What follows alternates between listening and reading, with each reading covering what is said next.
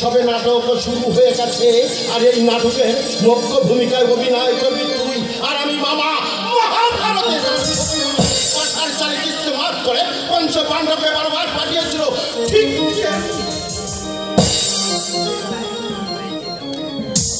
ঠিক তেমনি বুদ্ধির খেলায় খেলে অরূপকে বাড়ি থেকে তাড়িয়ে দিতে হবে।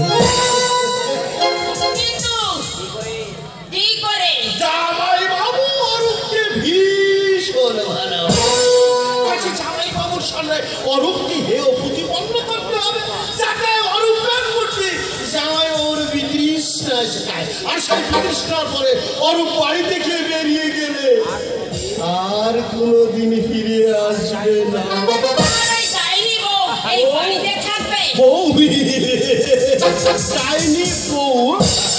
হায় সোহাগী বউ, হায় আদরে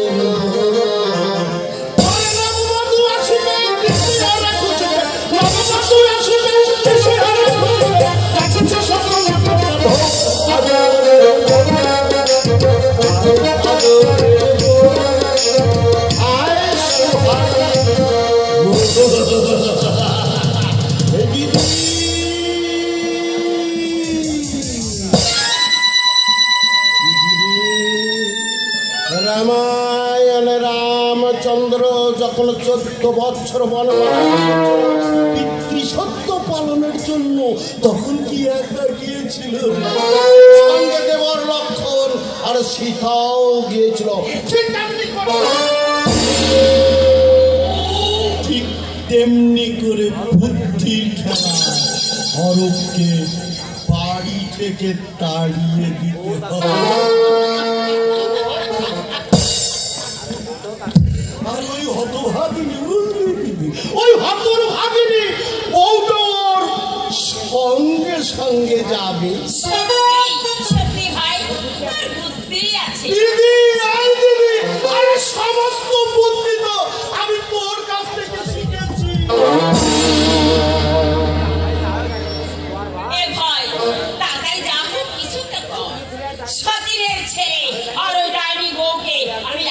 সহ্য করতে পারছি না, দুটো খেয়েও শান্তি নেই, ঘুমাতে পর্যন্ত পারছি না। তোর কোনো চিন্তা নাই রে দিদি, কোনো চিন্তা করিস না। ওদের তাড়াবার দায়িত্ব যখন আমার তখন আমি তাড়াবই।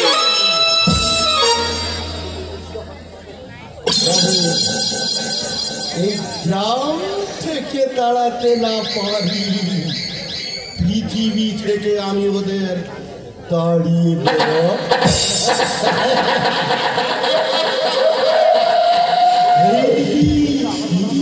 তুই শুধু না আমার কথা মতো কাজ করে দে।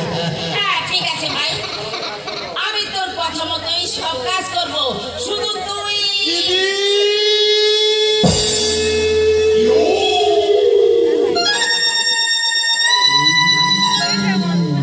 অরূপ আমার নিজের ভাবনা আর নিজের ভাবনা সুখী হোক, এটা তো সবসময় চায়। তাই অরূপের মঙ্গলের জন্য আমি এমন কোনো কাজ নেই যা তুমি করতে পারো না।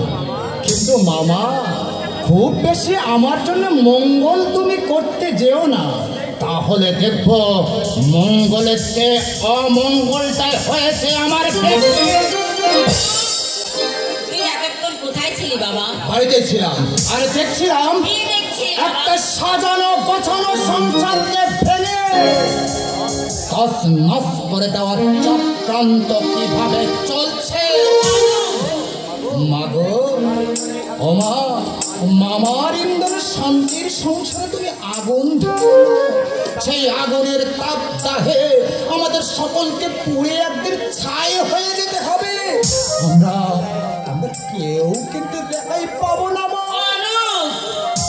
তোর মামাকে তুই এত ছোট ভাবলি? মামার ব্যবহার যে আমাকে ছোট ভাবতে বাধ্য করেছে। মা দিদির সংসারে আছে, খাবে দাবে ঘুমোবে আনন্দ করবে, কিন্তু তা না করে যদি তা না করে যদি একজনের বিরুদ্ধে কান ভারী করে তুলে এই শান্তির সংসারটাকে ভাঙতে চায়, তাহলে কি আমার উচিত সেই মামার পায়ে ফুল বেল পাতা দিয়ে পুজো করা, নাকি তাকে ঘর ধাক্কা দিয়ে এই বাড়ি থেকে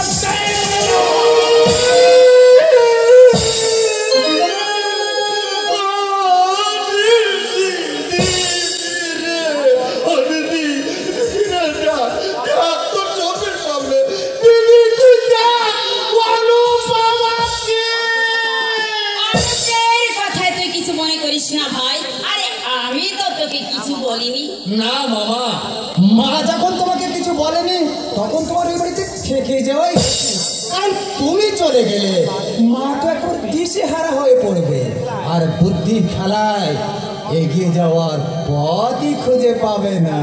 অনু মামা ভাই না, আমি যে তোমার কতখানি আজ না বুঝলেও দুদিন বাদে কিন্তু তুমি বুঝবে। আর সেদিন তোমার দেওয়া সমস্ত অপবাদ নিয়ে আমি অপেক্ষা করব, অপেক্ষা আমাকে করতেই হবে।